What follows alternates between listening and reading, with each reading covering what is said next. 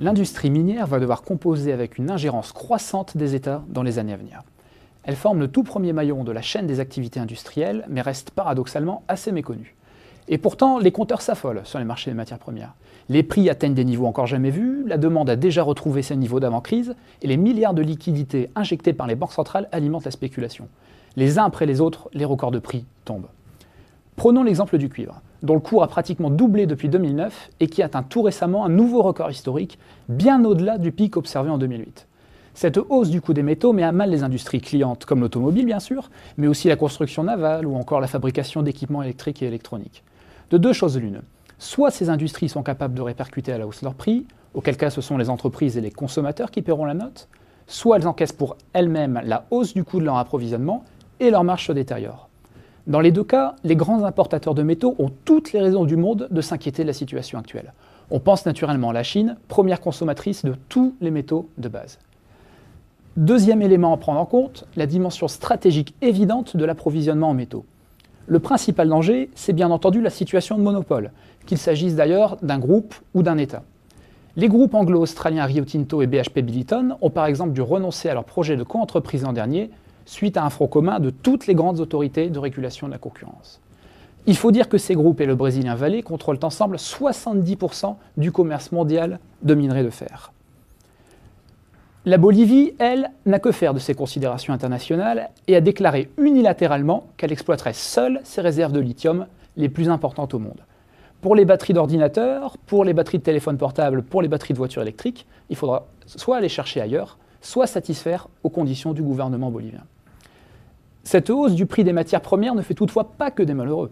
On pense bien sûr aux groupes miniers, mais aussi aux grands pays miniers qui prélèvent des taxes spécifiques sur les bénéfices de ces sociétés et accordent l'exploitation de leur sous-sol contre quelques dédommagements. L'industrie minière est particulièrement puissante en Russie, en Amérique du Nord, en Amérique latine et en Australie. Le cas de l'Australie est intéressant puisque ses exportations de minerais et de métaux, hors acier, frôlaient les 40 milliards de dollars en 2009, soit un quart du total des exportations du pays. Les exportations de minerais de fer ont été multipliées par 10 en à peine 10 ans. Pour donner un ordre de grandeur, l'Australie exporte plus de fer que la France n'exporte d'Airbus, en gardant à l'esprit que l'aéronautique pèse plus de 10% des exportations françaises.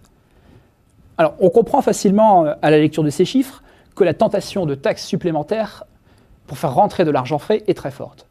L'ancien Premier ministre australien Kevin Rudd a par exemple été poussé à la démission, en partie à cause d'un projet de super taxe sur les bénéfices de l'industrie minière.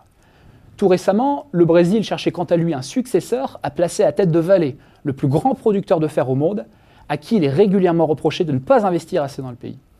Le bruit courait également que le Brésil pourrait réduire les taxes sur les exportations d'acier et au contraire augmenter les droits sur les exportations de minerais de fer.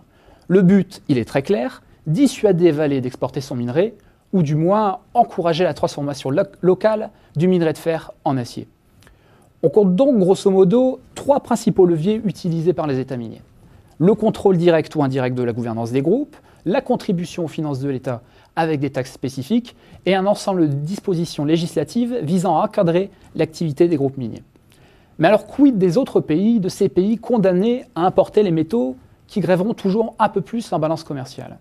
Certains plaident pour une plus grande régulation des transactions sur les marchés de matières premières, d'autres se disent qu'il n'y a finalement pas grand-chose à faire, et puis il y a la Chine qui a décidé d'agir et de prendre le taureau par les cornes. L'Empire du Milieu reste de très loin le plus gros importateur au monde de minerais et de métaux, et accuse un déficit dans le domaine 6 fois supérieur à celui du Japon ou de la Corée, ses voisins pourtant eux aussi pauvres en ressources minérales. Après avoir joué l'intimidation dans une affaire d'espionnage avec le groupe australien Rio Tinto, la Chine a également entamé des négociations avec les groupes miniers. Elle est déjà parvenue à un succès partiel avec l'introduction d'un marché spot pour le minerai de fer, dont les prix étaient traditionnellement fixés par un système de benchmark. Depuis, elle a aussi joué de ses monopoles à elle, notamment celui sur les terres rares, ces éléments indispensables à bon nombre de produits de haute technologie. Le pays a ainsi décidé de réduire les quotas d'exportation de ces matériaux, dont elle détient la quasi-totalité de la production mondiale. Enfin, Pékin s'est lancé dans un vaste plan visant à sécuriser ses approvisionnements en métaux, en montant au capital de sociétés étrangères ou en achetant des droits miniers. Comme toujours, la Chine privilégie les émergents, que ce soit en Afrique avec la Namibie, le Kenya, la Sierra Leone, ou là en Amérique latine, essentiellement au Brésil et au Chili. Alors, on voit qu'il existe une géopolitique des métaux comme il existe une géopolitique du pétrole, avec des pays rentiers, des pays contraints à l'importation et des groupes assis sur des dizaines de milliards d'euros de trésorerie. Longtemps relativement épargnée, l'industrie minière voit ressurgir une ingérence politique qui ne manquera pas d'ajouter encore un peu plus d'instabilité au marché des métaux et qui risquerait bien d'alimenter encore un peu plus la hausse des cours des matières premières.